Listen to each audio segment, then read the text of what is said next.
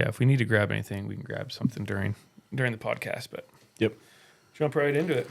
Perfect. Well, welcome back to Save It for the Blind podcast. We have two special guests here. They are with the Pacific Flyway Decoy Association. We have Rick Banko as a board member and Jim Burcio. He is the VP of memberships. We're going to talk about decoys, the history, how to get into carving, and the upcoming 52 anniversary of the Pacific Flyway Decoy Association show here in Sacramento. Welcome to the show, guys. We are really, really excited. We have, if you're not watching on YouTube, we have a ton of decoys in different stages on the table that are absolutely breathtaking, and we're going to be talking about that and everything else under the sun. So, welcome. Happy to be here. Thank you. Appreciate it. Awesome. So, first thing, let's just jump into the history of the Pacific Flyway Decoy Association. What is it? Where did it start? Where are we now? Okay, so decoy carving is an original American art form. It's only one of five. Decoy carving, comic books, jazz, the banjo, and then musical theater. I like the banjo being included in there. So, That's so awesome. it's one of five. So it's historically belongs to us. No other culture, no other continent. And so back in the late 60s, one of the big collectors back east, Joel Barber, was out doing a speaking engagement in San Diego. And basically, he was trying to talk organizations, groups into becoming an organization and setting up carving clubs and carving shows, because the old guys who were sitting in the marsh carving decoys for the gunning clubs were dying. And there really wasn't any old decoys at this point. There was no trail of old decoys. And so they said, why don't you, in San Diego, he was promoting, get together, start a club. He was talking to decoy collectors at these events. And then he came back a year later to San Francisco and did the same thing with some Oregon folks and some Bay Area folks. And that was the start of the Pacific Flyway Decoy Association. And what time? That was 1971. Okay. Prior to that, just 2 years before that, there was actually a social gathering in Martinez at Amato's Restaurant and Bar in the parking lot. And these were dyed-in-the-wool, maybe 12 guys, 12, 14 guys, dyed-in-the-wool duck hunters who were still carving their own decoys. And that was 69 and 70. And then in 71, we actually had the first show, and we held it at the aquatic park in Berkeley. As you go up 80 there, it's on the right-hand side, a little long stretch of water. And that was the first show. Second show, I think, was at the Claremont a year later. The third show was moved up to Santa Rosa, and we stayed up there for a few years. And then in 82, we came over to Sacramento, got in the heart of the Flyway. Nice. So, yeah, that's kind of how it happened. Yeah. So you've been in Sacramento ever since then? Since 82. So, yeah, Gotcha. 40-something years. Tell them about the Thule rats. So the guys who put on the first show, there was 6 or 7 of them, and they all contributed a few bucks. They needed about $300 to do the show and do the ribbons and and do what they needed. And they became, the group called themselves the Thule Rats. And everybody who went to that show walked away thinking they were an official Thule rat. I mean, it was an acronym that everybody wanted to, put on their collar. And so, it was a big deal. But there was really five or six people who pulled the whole thing together, and they didn't think it was going to. I mean, we've already surpassed 50 years of shows. They didn't think it was going to last that long or anything close to that. They just thought it'd be fun. And at this point, are people carving decoys? I mean, there's no mass-produced decoys at this point. They're carving to hunt, and then they decided to carve it for competition. Gotcha. So it was hunting decoys right off the bat. That was the flagship of the club. It always has been. Lots of hunting decoys. The second year, they started experimenting with shorebirds. and that was sort of a background thing. And then, but hunting decoys has always been the focus. And is there anything else out there like this show or this contest on the West Coast, or is this it? Oh, no, there's more. There's a show in Astoria. Okay. It's very similar to ours. It's the Columbia Flyway Decoy Association. Washington Brandt Foundation has a little decoy competition up in Mount Vernon. There used to be one in San Diego, but it's now... They finally closed it down maybe 7 or 8 years ago. But are these carvers like going through the circuit where they'll enter stuff in your guys' show, someone else's show? Some do. That's what they're after. Plus, there's somewhat. The Ohio show is real big. The Ocean City, Maryland, is called the World. Okay, so that's the end goal. Okay. The end goal is to go to the World Gotcha. and get yourself a blue ribbon. And the funny thing is, Ocean City started 4 months before we did, and so they're the longest running show. We're 4 months behind them. We're at the end of Highway 50, and they're at the other end of Highway 50. and there's a sign when you get over there. It says Sacramento, so many miles. Just stay on 50. And there's a sign when you come across the bypass on the right-hand side that says, Ocean City. That's awesome. That's wild. So, talking about how these decoy associations and competitions came about, what is a decoy competition in its finest terms? Like, it's for somebody that has no clue and they're like, you're going to a decoy competition, what is it? Well, how we do it is our flagship at the show is the gunning pairs, which is those two teal there would be those are by Joe Green, and those would be a gunning pair. So we have tanks, like big stock tanks on the floor at the DoubleTree. And we have lights and mirrors over the top so the audience can see the birds from different angles. And there's 3 judges. Okay. And we float the birds in the tank, and they judge them and then place them first, second, and third place, an honorable mention. And What are they looking for? so they're looking for Serviceability. construction that works, that they can hunt. They're looking for how they float. They have to float. They can't be, listing and all that. Unmistakable likeness of species. Yeah. I can't really mistake this for anything else. Right. Yeah, the detail on that's pretty neat. So, like, if we have a bunch of tickets that we're going to give out to our members to attend the show for free, what would someone see there? I mean, is it a place where you could potentially, buy some artwork and put it on the mantle? Is there stuff for sale? I would say it's one of probably the best deals around to find wildlife art at a reasonable price. Really? There's decoys for sale. There's hunting collectibles for sale. We have vendors there selling antique decoys and hunting memorabilia. At our banquet, we have an auction where flat art, fine art, decoys, all for sale. It's a wildlife art show. Nice. And anything from passerine birds to hunting decoys. Yeah, miniatures, shorebirds. Basically, like you have a couple of events. You have the decoy of the year and the 3-bird rig. Yeah. We've got a category called doubtful antiques, where you actually try to antique the wood, antique the paint, antique the finish. Oh, really? So it looks like it's old, but it was made 2 weeks ago. Okay. Huh. We have miniatures. We have U.S. Fish and Wildlife has an event where they name a couple of species. We have several sponsors where they name a species because they want a particular bird to display that's relative to their field. We have a vintage category, which means bring something from 1990 to 2000, and we'll put it on a table and we'll do a people's choice. Bring some old stuff that you entered. We have a teal challenge. We have palm fronds. Palm fronds are another tool, another material to make decoys out of. They're automatically they're a pintail. You got the butt, and the long handle. All you got to do is carve a head, and so that makes it super easy. But you can't leave it out in the marsh in the Delta like Antioch because the muskrats think it's food. Yeah, they'll eat it. Yeah. So you got to pick them up every day. Okay.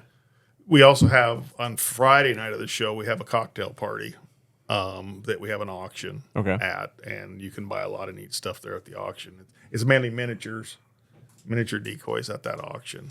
Oh, there's something super special this year in that one of our members is a big time antique decoy collector, Fred Hansen from Davis, and he is going to have a display of 25 to 30 pintails, just pintails, and these are all antiques, and these are some of the premier antiques in California are called Fresh Air Dick. And then after that, you have the local guys around Sacramento and Davis and in this area. And that's basically going to be the focus. And that's not being shown anywhere else. It's not on a circuit. It's not on a tour. It's just going to be shown that weekend. Cool. So that's something you just can't miss. And they're all going to be West Coast pintails. Yeah. Good stuff. That's awesome. He did a Brandt collection 5 years ago, maybe. Has it been that long? It's right before COVID. And it was tremendous. And this is just going to be pintails. Like, what sets a Fresh Air Dick apart from some of the other carvers during that time? Was it like his technique? Was it his lore? I mean, everyone knows that name. A lot of it was volume. Yeah. He made a lot of birds. They were quality birds. They were redwood bodies, and I think sugar pine heads. I think that's what he did. Yeah, I don't know. And he was prolific, and they were high quality. Everybody hunted them, and he was copied and taught a lot of people. Very recognizable style, but everybody copied him. And so that sort of diluted. You walk in and you think, well, these might be some Fresh Air Dicks, and then they're somebody else. I went to there's a show for antiques in Santa Rosa, and I went there a few months ago and had a big time collector with me, and I said, okay, explain to me how I tell a Fresh Air Dick from one of his students or one of his, and it's not easy to tell the difference, but he had a lot of huge influence on decoys on the West Coast. One difference that was pretty obvious is he would not carve the primaries. He had some kind of a stamp where he would hit it with a hammer and create the end of a wing. And so that was sort of a giveaway. Okay. The number of nails he used, the kind of eyes he used, that kind of stuff. Gotcha. Yeah.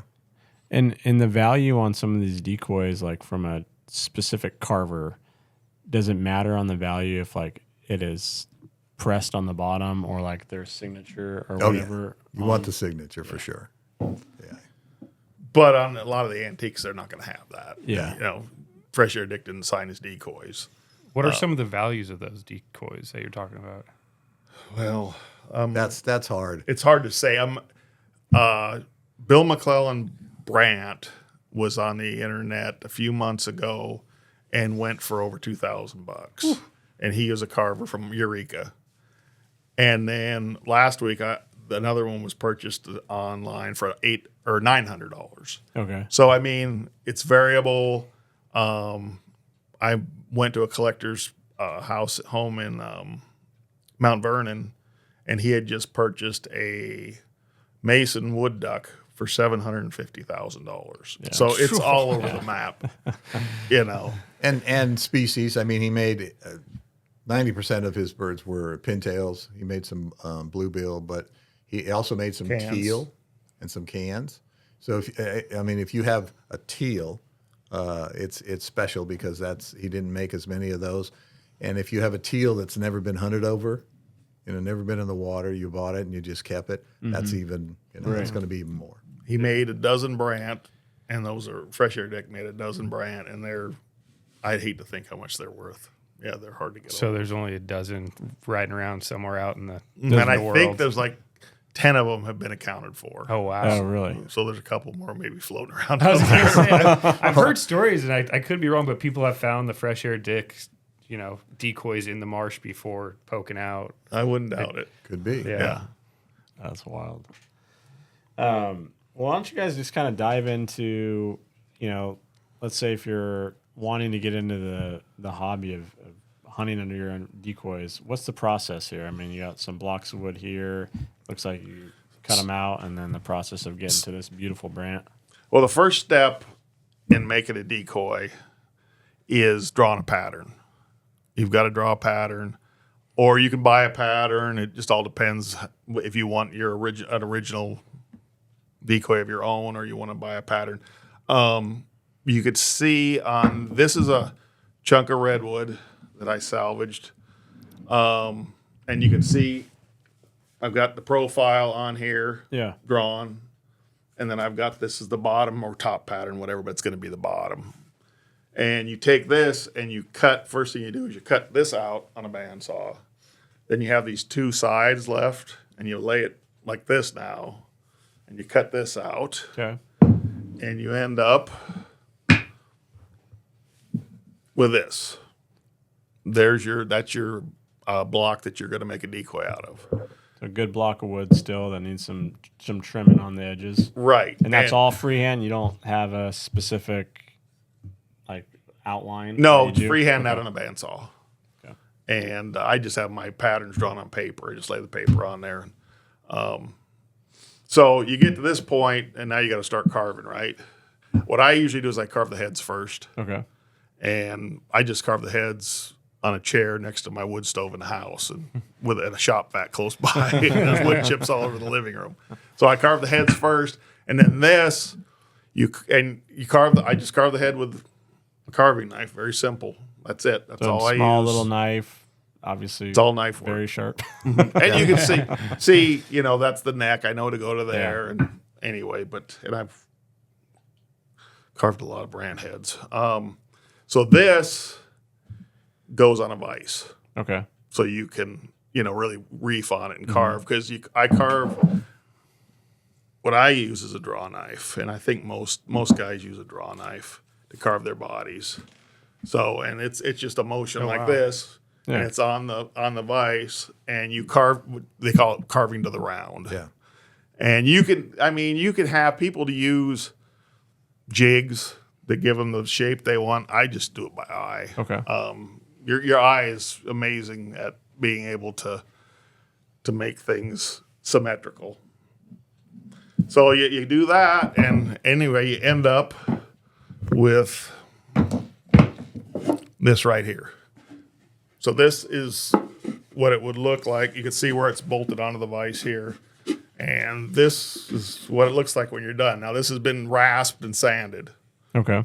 Okay. And then I take it to the bandsaw, cut the bottom off. And then I take a drill press and hollow out the inside and a grinder and hollow out the inside. And then after you do that, you take and put the bottom on. The head, you could put the glass eyes in if you want. And you put it and glue it all together and put some clamps on it. And you end up with that.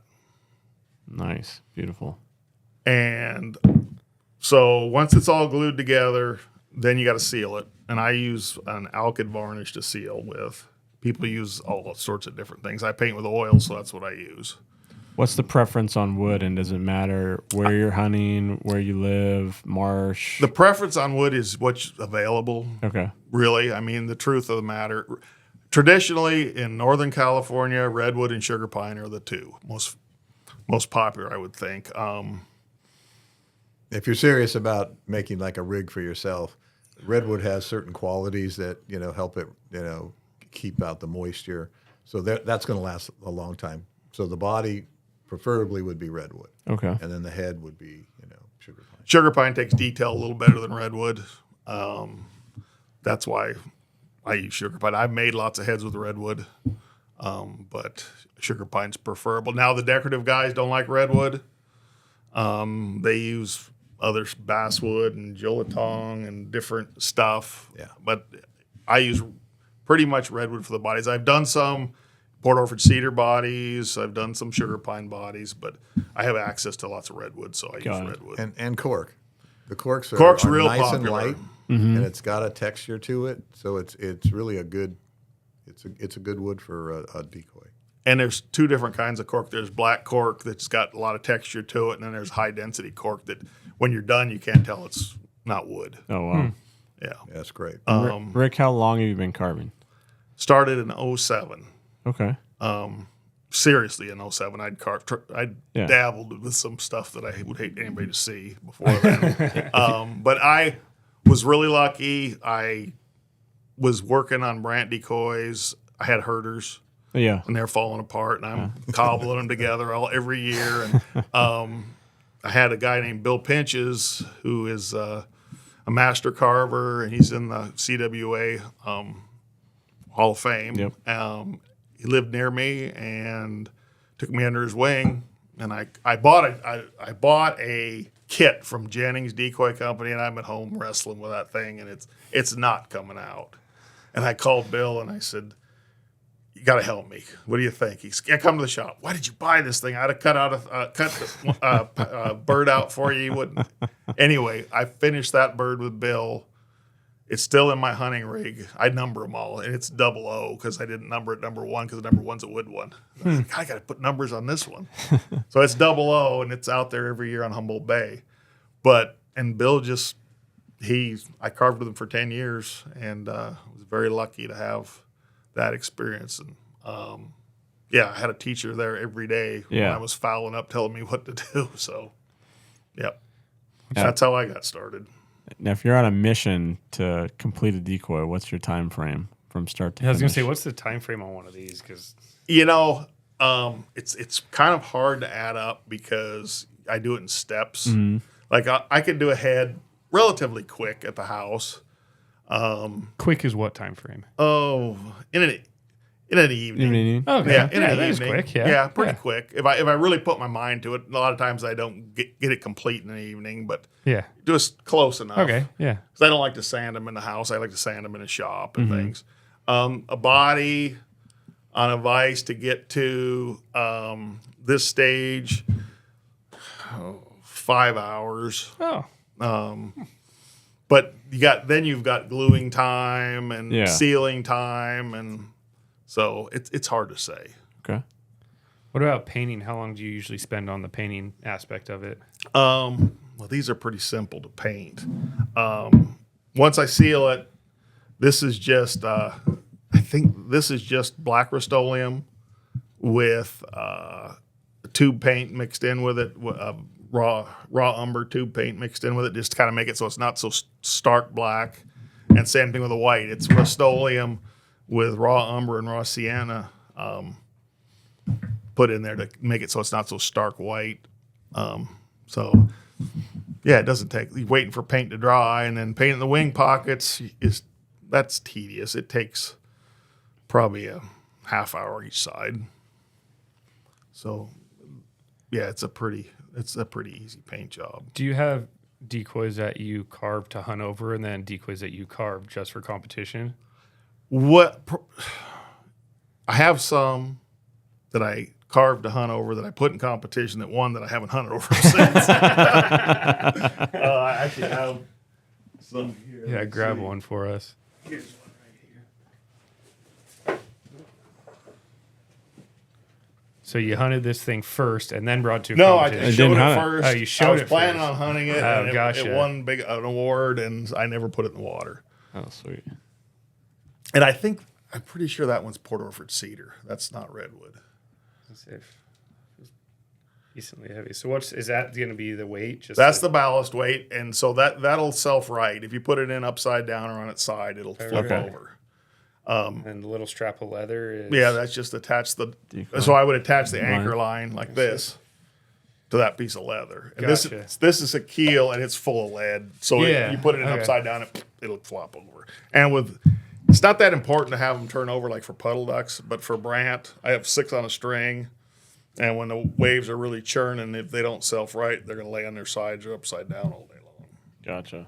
So you got to put the lead to them. And Humboldt Bay decoys traditionally have a lot of lead to keep them from rolling over. keeping them upright, because you can get the bay can really get churning. So generally, I make all my decoys to hunt with. Even I do some doubtful antiques, and they're still huntable. But like I said, I won something with that, and that stays on the shelf at home. As someone who does carve decoys to hunt over them, do you ever hunt on plastic, non-carved commercial decoys? Oh yeah, Yeah. Oh yeah. I have a brant spread, so I don't hunt over any plastic on brant anymore. Gotcha. And I have a canvas back spread, so I hunt divers with wood decoys. But my puddle duck decoys are. Do you notice any G&H difference old in stuff. how the birds respond to them at all? I don't think so. Yeah. I don't They think come But in just. but they come it in just feels as good. better when the birds come in over your stuff. oh, yeah. Such a It sense of feels way accomplishment. better. Yeah, it feels way better. And like anything else, it matters. The spot's more important than the decoys. Yeah. Yeah. You know, if you have a good place to hunt or it's a good day and the wind's right. Yeah, I like to think maybe the cans come in better to my wooden decoys, but I don't. Yeah, I the don't sense know of if that's true. accomplishment I don't that I know would if that's have. true. I'd say so. They Yeah. do.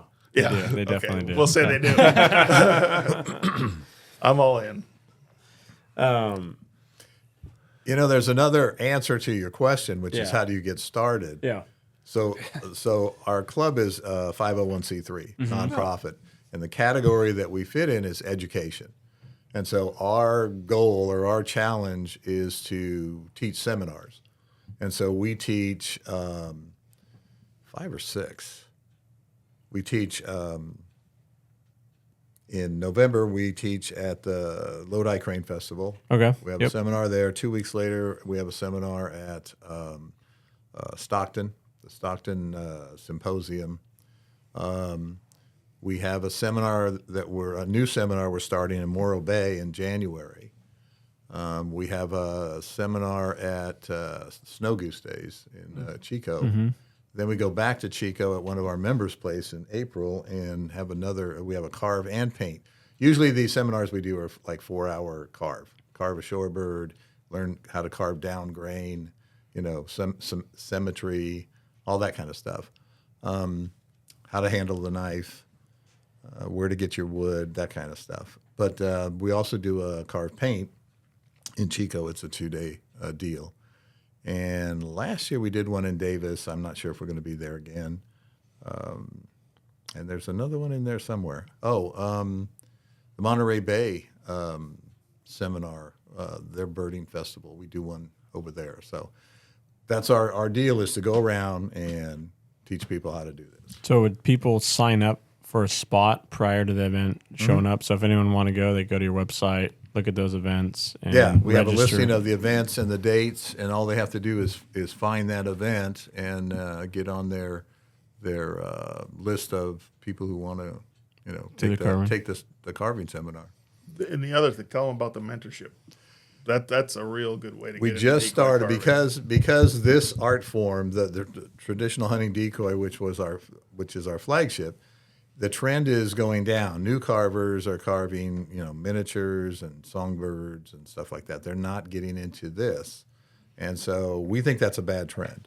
And so we decided to start a program last year where I went out and I got 10 master carvers who agreed to teach 2 students for a period of 2 years. So it's not a one and done kind of thing.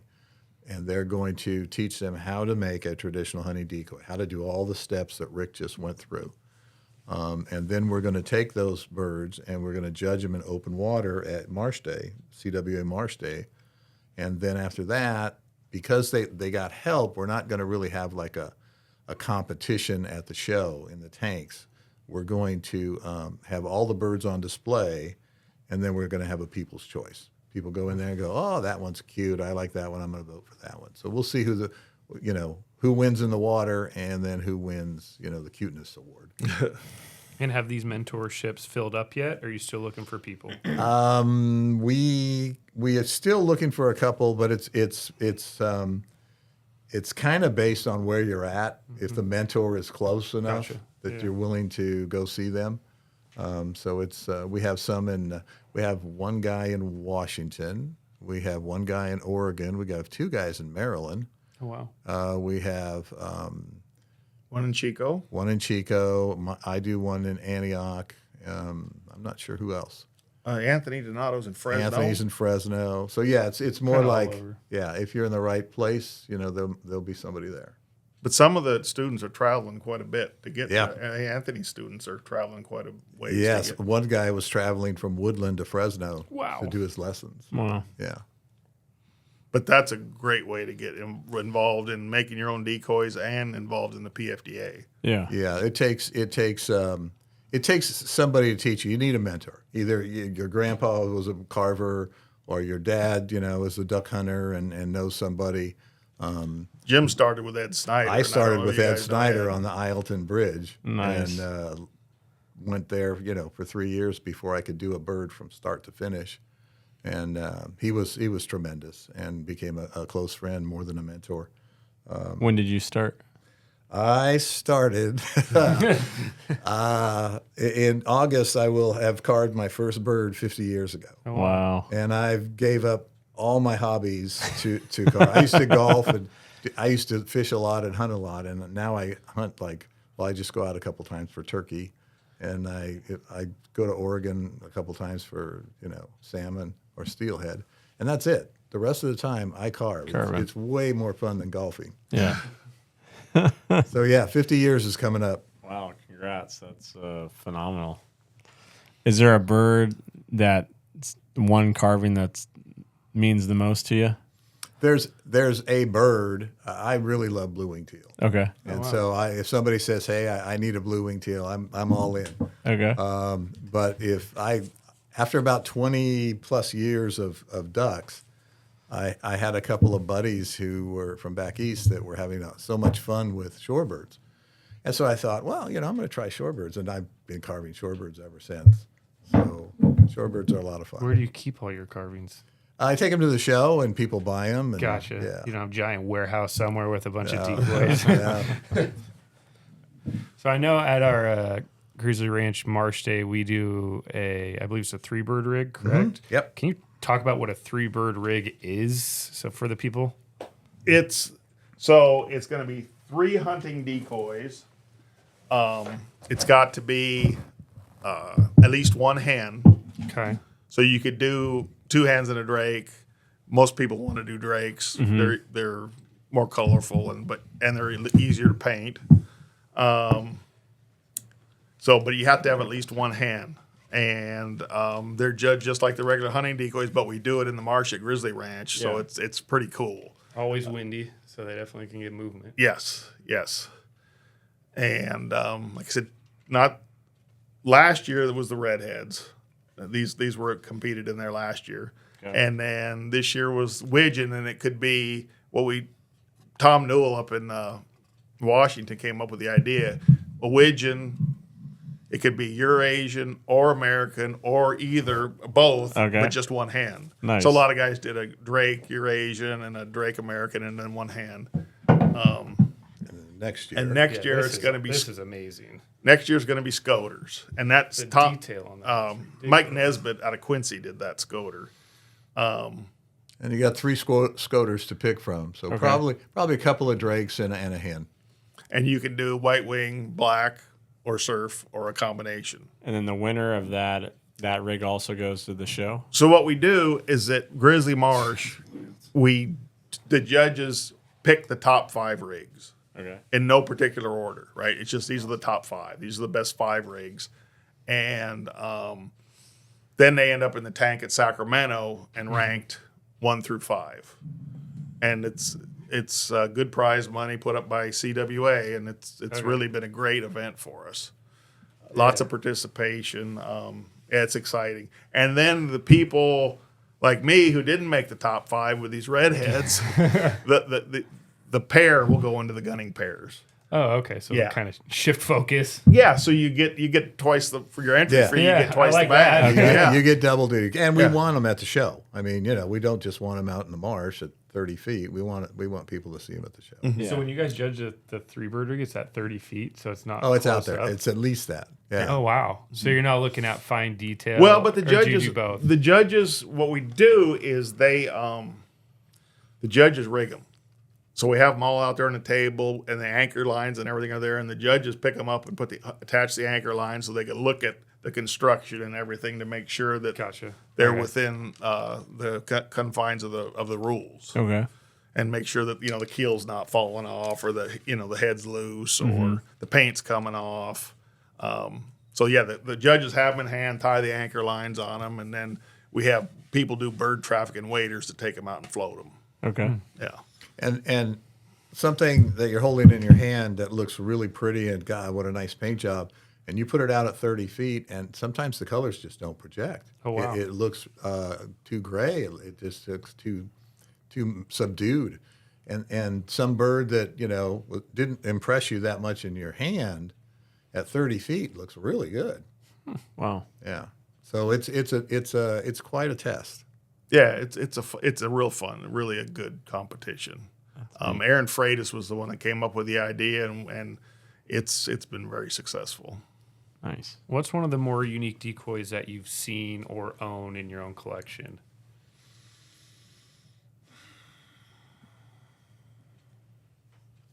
Unique. What we were just talking about, I did one a few years back, was a confidence bird. It was a great egret, and the big white one. Yeah. And to carry something out in the marsh like that is the challenge. So Full carved. the head. Wow. Well, there's a 2-inch strip of body. There was a 1-inch board on each side that was a wing. One side was permanent. The other side rotated and opened up into a hole in the body. And then the hole in the body, the head fit inside. Okay. And the leg fit up the rear end and went into the collapsible. torso. So all you were carrying out to the marsh was the torso. And then you just put it all together when you got there. So that's unique. Yeah, That's very pretty cool. unique. I was telling Jim this morning that would, I think, be awesome in a Aleutian spread out in the Arcata Bottoms because, we all have all these Aleutian decoys out there, and they're dark, and we're sticking snow goose decoys around and things to kind of attract them, and there's not many snow geese around there. But an egret like that maybe would be the ticket. The other unique, I made some snipe. This one duck hunter said, I'd like some cute snipe right in front of my blind in the mud, and I'll throw my decoys out in the water. And so I made some snipe out of champagne corks. The head and neck was a champagne cork, and then the body was a little hand carved, about the size of a mourning dove without a tail. And just put a beak on it and painted it. And, it was decoy style. It was rough. Yeah. You can also make dove decoys with cork, champagne cork. Okay. It's just the right bulbous head for a dove. And you take, I've made them with palm fronds. Take the skinny end of the palm frond and cut it off at an angle. Put the cork, glue the cork on, drill a hole for a beak, and then paint it. It's very simple. Wow. Very very light. Probably the most unique collectible California decoy antique is the Bill McClellan flying brand, and it's he only made. There's also that standing pintail. There's a standing pintail that nobody has been able to identify.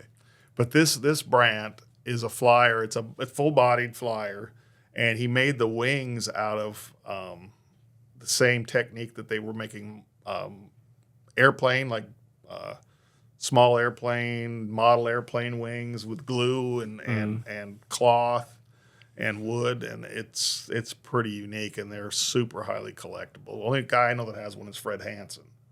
Oh, Yeah. There's a guy in Antioch named Avon Merlini that did a green wing teal, just like that with the flyer. Yeah, pretty cool stuff. And do you guys ever find unique decoys that like Like a garage sale find? yeah, just like randomly like the person has no idea what they have. Yes. I don't. The answer is yes. I don't. I try not to. I don't want to. I don't want to do that to somebody who knows they have a collectible. Yeah. I mean, if you find one on eBay and they don't know, that's a whole different story, right? Yeah. But Well, I guess what should people look for that they know it might be of value? They're at an estate sale and they're Yeah. looking around. What There's you- an old decoy. if there. you're interested in West Coast decoys, there's 2 books. Okay. And one's by Miller and Hansen, and it's Decoys of the Pacific Flyway. Decoys of the Pacific It's out Coast. of print, but you can still find it on eBay. There's going to be some copies at our show. It's impossible to find, and Fred Hansen's going to bring some copies. Yeah, it's a really good book. And then there's Decoys of California by Mike Miller. It's still, I think you can still get it on westcoastdecoys.com. Okay. And you study those and you'll find out all the West Coast stuff. Yeah. Once you get into East Coast stuff and Masons and that stuff, there's a lot of knowledge there that I don't certainly have. But there's all kinds of stories about people going into little thrift shops and seeing a decoy. I bought a high crandall in a silent auction, which is a high-end California decoy in a silent auction for, I think it was $150, and it was in a box with a bunch of stripped off mason decoys and junk stuff, and it's like, holy smokes, I think that's a high crandall, and bid on it and got it. But there is treasures out there. I know a gentleman that bought a fresh air Dick Brandt on eBay. It just said duck decoy and a buy it now price, and he got it. And this guy's a hardcore Brandt collector, and for him to find that was just amazing. And that just happened a couple months ago. Wow. So they're out there. There's still some treasures. Just gotta look for them. Well, because I buy random stuff at garage sales and stuff, but I more or less put it in the man cave because it looks cool. I don't know. I think the most important thing about buying decoys is if you like them. Yeah. The rest of it, If you like it, don't worry about it. Just get it. Yeah. If you like it, that's more important. I mean, it's nice to make a find that's worth a lot of money, but if you like it, that's more important to me. It's like guys that buy decoys, modern decoys. I had a friend wanting to buy a Bill Pinch's decoy, but he wanted to buy one that had a ribbon. And it's like, there's a dozen decoys up there for sale. Pick one you like. What does it matter what three other guys thought? Yeah. Put a blue ribbon exactly. on it. Exactly. Yeah, if you like it, buy it. Good point. I like that. What's the blue ribbon? Is that first place? Yeah. Okay, so that's top of the top. Right. Gotcha. But the purple ribbon is best of show. Is it purple? There's a purple ribbon that's best of show. One That's above. One above. That's the one you really want. Yeah. If you can get a purple, that's a big deal. That's where you get the paycheck. Yeah, I mean, no one's getting rich off carving, right? So I mean, No. it's a labor of love. Carvers are starvers. Yeah. I mean, you can see it in your work though that it's a love and a passion, and the amount of detail that you guys put in is unreal. I think it's really cool for a duck hunter to see that passion in your guys' work. So. Yeah, definitely. I was thinking about this on the way over here. Did the term block come from like a block of wood? Yes. Would say throwing out blocks? Yeah. Okay, that's what I thought. I but believe so, yeah. I figured you guys would know better than I would. Because I've heard block thrown around so many times. I'm like, where did that come from? It's got to be the block of wood. Jeff, do you have anything else you want to touch on? If someone wants to find you, obviously can find you on your website. Do you guys do any other dinners other than the one at the banquet here in Sacramento? Like people could come see, bid on stuff, anything like that? Our only really two events that way are Grizzly Island at the Grizzly It's in Ranch. Marshfield Day, usually the first Saturday in June. And we have tents up there and sell a little bit of merch, not much, but you can buy a decoy or something there if you wanted to. And then the Sacramento shows are biggie. Okay. Perfect. And we do have the cocktail party on Friday night, which is a really good time. The whole weekend's fun. And what I'd like to stress to people is PFDA is a fun organization. I got involved, and everybody I've met has been more than willing to share techniques, painting, ideas. I mean, it's not as like there's a bunch of guys keeping a bunch of secrets out there. We also, there was something I left out, and when we do these seminars and we bounce around and we're carving for 4 hours, and maybe it's a little shorebird and it's made out of wood. A lot of the people used to be so excited and they take it home, but they were afraid to bring it to the show and put it on a table and have it compete. So we took the next step, which is we created what we call bench class, and bench means that you got some help.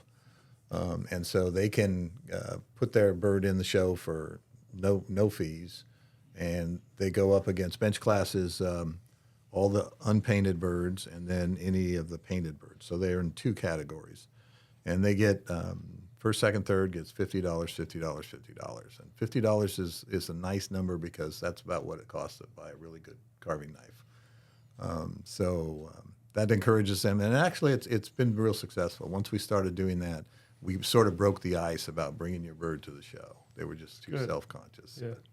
Now they do. That's good. So we got July 14th through the 15th at the Doubletree Hotel in Sacramento. That's going to be our 52 anniversary show. And like I said, we have a bunch of tickets that we're going to share with everybody. But with that, do you guys have anything on the show I gotta specific? correct you. It's July 13 and 14. July 13th. What did I say? The 14 June? and 15. July 13th. 13th and 14th. July, a Saturday and a Sunday. Cut that out, Eli. And it actually starts Friday night. Yeah, it actually starts. So if Friday. you wanted to show up early, you show up on July 12th. So the for the 12th Friday. through the 14th. Yep. Correct.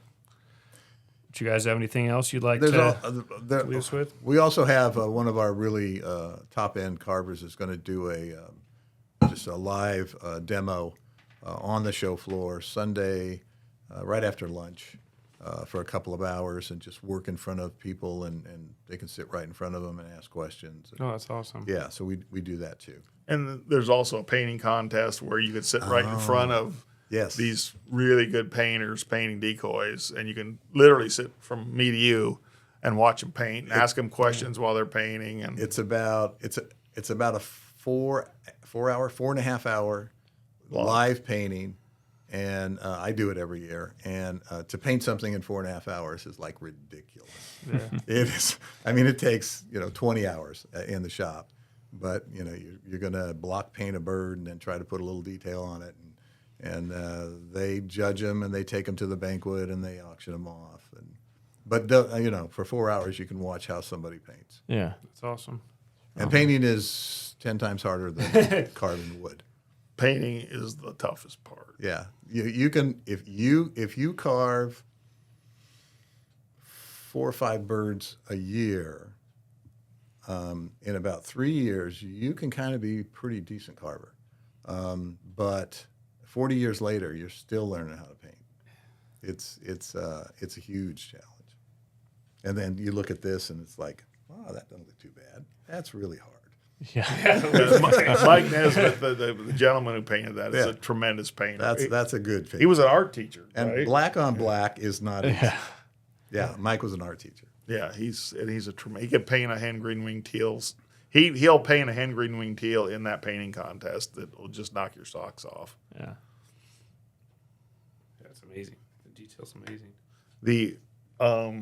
There's a Rob Capriola will be painting in there. I got one. Yeah, Rob will paint. I'll paint. Grab one of those.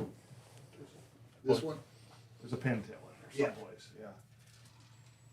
Rob will be that painting in the one's painting cool. contest. This is a Billy Pinches. That's the guy who That's taught me. sweet. That's his scop. This is Rob's. That's beautiful. I All the different colors. I just and- asked him one day to Really make me shines. make me a decoy of his favorite diver, and that's what he came up with. And this is a Rob Capriola pintail, and Rob will be painting in the painting contest. Yeah, Rob used to come out and help. They would do pintail silhouettes at some of the camps. Uh huh. So, Yeah. a long time ago. That is awesome. Absolutely awesome. Gorgeous. What's the wood on this one? I'm guessing it's either sugar pine or redwood. I don't know. Feels Feels like light. redwood. Yeah, because he rasped, got a little texture from a rasp. Okay, gotcha. Yeah, it feels like redwood. Beautiful. Absolutely beautiful. So if you want to come see him paint, be there on Saturday. And just show up. What's the time I frame? think it starts around 10. Yes. Judging starts around 10. Okay. Yeah, starts around 10 or 10:30. We start painting, and it's long enough that the painter can take a break if they need one. And Yeah. some of the paint guys have to take a break and judge, and then go back. But it ends about 2:30, 3 o'clock. Usually Del Herbert paints in it, and he's another famous carver. And Dell's an airbrush guy, so he'll be airbrushing, small egrets and things like that. So And he's from down in San Diego. Okay. Awesome. Good stuff. Carson, you got anything else? Nope. That's pretty much it for me.